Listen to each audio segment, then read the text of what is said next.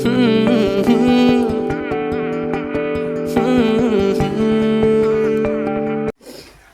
morning, Mayam. Mayam, video anova ama po na ay amuka lakjare. Ado ngasidi video se ayuktagi hawragi Mayam. Ayukta breakfast se Maggi una tawreba. Maggi una charagena aduga aigi Maggi thongba style se sumaina una thongyaba.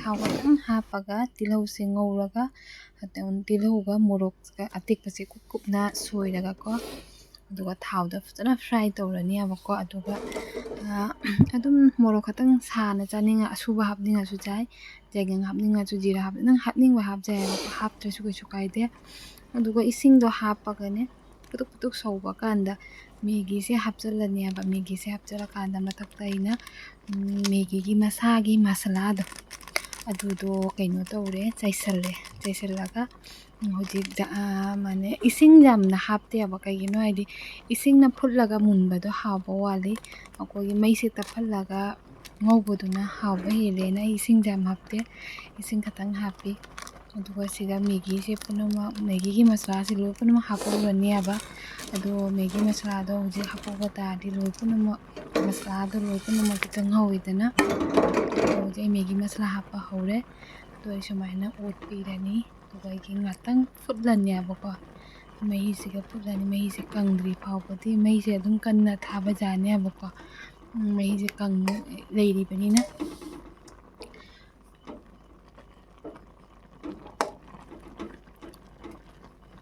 Mayam adi sumaina chayabako Maggi sidi masagine boil tawbana chabana di hawyaba thau jawdabida hojikti sumaina oidi ko ma su chayaba chumna boil tawbado ko ma chade aduga sumaina ngawre mama su chajarani haina aduga mahi kangakanda ko mahi se kanggaina kangkangna ngawreba aduga Maggi se ne makhada khara khara napsanba dumaina tawdra napsallaga chakka dumaina khara tawbase asije ko ma jam pami abako asise aina plate khaidoye ko dependgi aduga sigana mama ga ga lehodoine abako madi hojiki magi chakka oi keri oi khara khara napira asije chamosna khelaga cha ma asi jam pameba aduga ina thoma kuding sumaina khatang khatang ne ka boy keri boy dumaina tawbiaba magi mana pambanina ai loire chaga hoji Maggi se charani adum chaga Maggi ga so adum hawbani Mayam ado sauce hapaga so hawi aduisu aidi chaga Maggi ga se aingonta gi sinne pambi anobadagi pannyaba Mayam ahamba pambi da ahamba palinyaba si ang loina kharoni chikhaigra do Mayam loina kharoni chikhaigra chichi anugi sei pirasira kaino chichi anugi jungchak tham piro wae sei chichi anugi jungchak pigarage chichi anu chiga chichi anugi jungchak thammiye loba lawo doigi siga na leire sidi kaisung dum phajare sije mapum phadri abako adusune hektore khangaba pambi se sonda khoi ronda pande moi sonda pale khoi sonda pande abasi pambi je naudi nawi adum chabadi jarani kholaga chabadi jarani aba do isidi phajana change phajana changba sidi kaino tawre tiri phajana change aba changba sidi kharoina loi chathokore akhoi sonda panda bani nane kharoina ani chathokore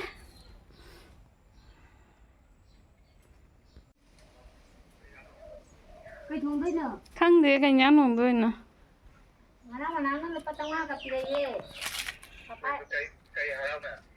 Ilisa janing barangi ba Matia na ba nang nakara ko de ki buki tama thara lising tharo hai ba khangde hai ba ma hai ba ai bu jam na paisa pai da patai ta nang ngang do hai la ngang ngai do pa tama kha ki de di sa do amana lising hai amana akho hai do akho ki do ina ke di makhai ga pu do mo pu na ngang hai ko ma pi ja Mayam do akhoi pambi dagi heklakpa khamen simbi do phajra handak jai gi phajaba khamen simbi bo sitane akhoi hingon da hekpa molo hanjinge malum 100 rupees lokte. Lu nang ginate? Nang karambana?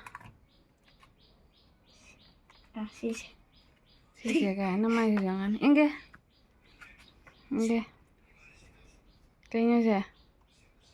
Itu tolu mulu nih. Ama itu tolu mulu aja kayaknya. Tolu mulu sih. Motu patlu. Ama sih motu. Siapa lo ibu nama motu patlu nih? Nang kamu jatuh.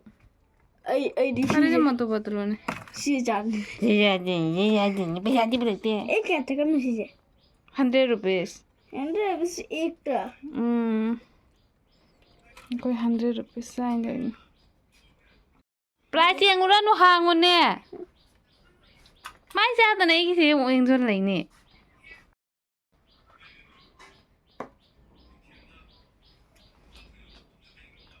Caro.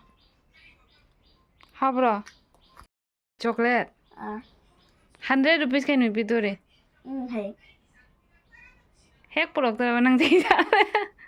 Dua gini. Ini kayaknya thongage. Kayaknya nih. Bao. Masai bao lerak pa. Camdoga nih kayaknya udah hape. Camdoga jangan tolaga nih kayaknya freeze terthamnya bako. Aduh thongane ujik. Aduh khang thangalnya Mayam.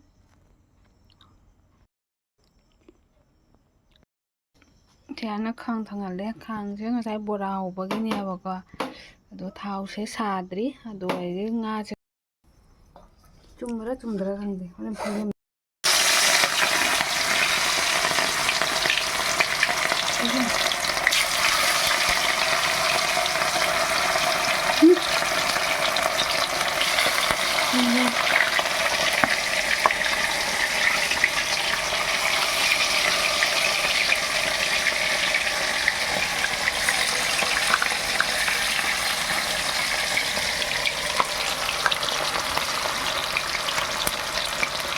Kamu jalan nih kita. Nah juga jauh deh.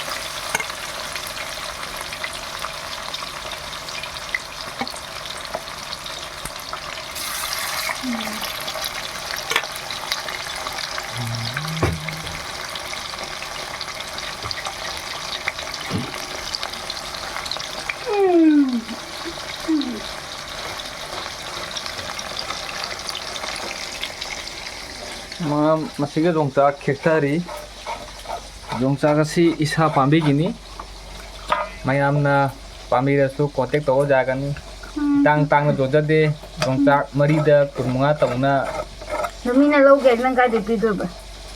Papa na yongchak doon ba tingin si mele mayam hingon gi tingena pilo do matam do sale mayam ada na pati wala hoji asi china khoge isa hingon gi ne phadigo mi je mayam je phadigo bazare chabado kara manam do watpa chejung ini nong thak ni je ni sini ne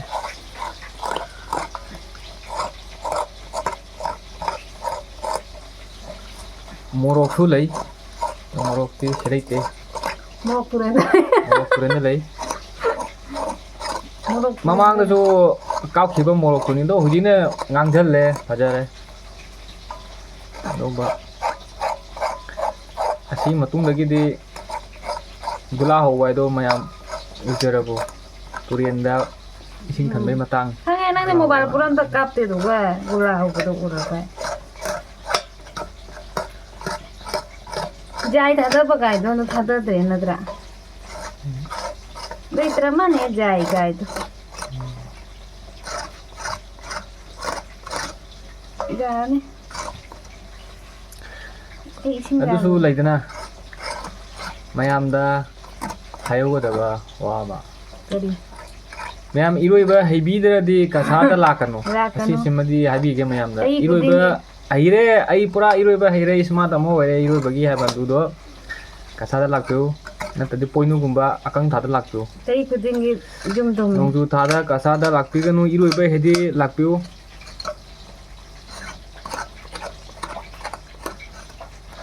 ꯑꯗꯣ ꯃꯌꯥꯝꯅ ꯌꯥꯝ ꯀꯟꯅ ꯂꯥꯡꯅꯤꯡꯕ ꯑꯣꯏꯔꯒꯅ 이거가 보디가드 아니가 짭타가 잡혀.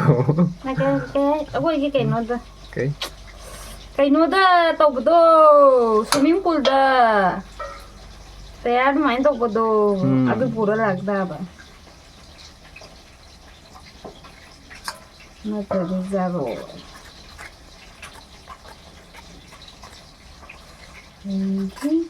ꯁꯤ ꯃꯔꯨꯝ ꯈꯔ ꯋꯥꯠꯂꯤ ꯃꯥꯜꯂꯦ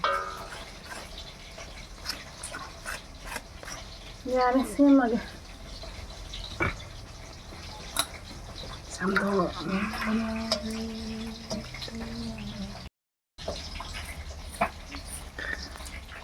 ꯃꯌꯥꯝ ꯚꯤꯗꯤꯑꯣ ꯁꯤꯒꯤ ꯃꯇꯥꯡꯗ ꯈꯣꯏꯕ ꯉꯁꯤ आलू सिगी वही अमनतंग हाइजगे आलू का के बोले खोजी मयाम से तुम हाइबिरो को दम कइनो मनेबा सिसे गेम अमनी को मयाम दम साना बेनी हिजाना पिदने निथौ जे कनानो मे सि माइबिरो आलू रानी ने कनानो सि माइबिरो येना पिदा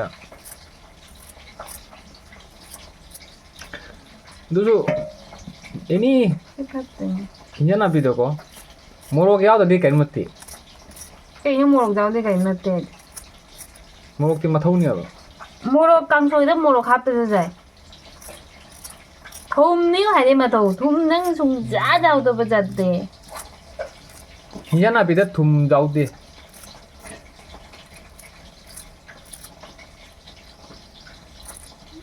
फत्तरेमो मामाए फत्तबा पिरमी ꯑꯩ ꯉꯁꯤꯅꯦ दुकानदार दुगो चलेत को मनाक लैबदो खगी मौ अमख चा फमदो माय माचा नो पाम ख लैबनि आई सिंगरा हई सिंगबदा याम सिकुनो पियागा दुदु लाइबने आई लैबा दुकान दु कइनो मा हाइदो तेनो माइदो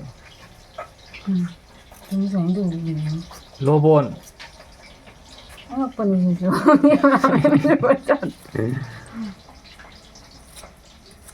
आलू से आ कुट मखारे लो रख जा फत्ता बजा हम कैमरामैन से ने माथा सा लै रे को खोय न बांदा अम लैबा ताइने बनाओ न तारा मा सिसु हाइ दै बोरे रे जा रे आलू तो फोकस तो रे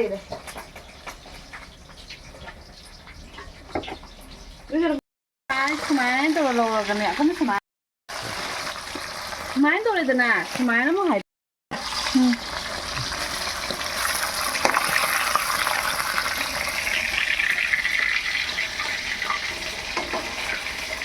फदिगोम यongchak आलो ओरे मो लो ले रेडी ले रे मैं केवला में बोंग हम जाते मो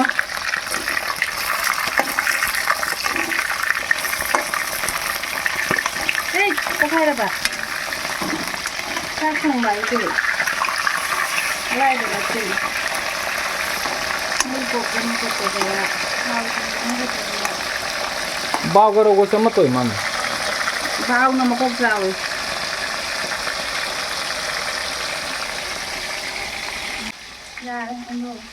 Giờ ngang ngâu nó lùi rê giờ lấy cái nó alu tomato đồ cái gì nó sai dùng chạc cái sữa lấy đấy nó cái đi ngã thùng mà cái thau đó nằm tất cả nó thùng nhà bọc con thau mà rồi mà ra thân nằm mà cái tàu đó con hào đó mà mày am ấy hình dạng rồi đấy sẽ 지금 닭살라니 뭐지? 자, 이거 뭐예요?